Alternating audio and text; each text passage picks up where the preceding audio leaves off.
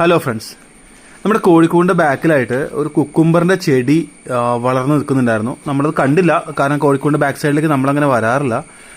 ഇന്ന് പെട്ടെന്ന് നോക്കിയപ്പോൾ ഒരു 2-3 കായൊക്കെ പിടിച്ചിരിക്കുന്നത് നമുക്ക് കണ്ടു. ഇപ്പോൾ നമുക്ക് പറിച്ചെടുത്ത് നോക്കാം. ഇത് സലാഡ് വെള്ളരി ആണെന്നാണ് തോന്നുന്നത്. കുറച്ച് ചെറിയാണ്, വലിപ്പം വളരെ ചെറുതാണ്. നമ്മൾ വളമൊന്നും ചെയ്തില്ലല്ലോ, അതുകൊണ്ടാണ് ചെറിയ വലിപ്പം.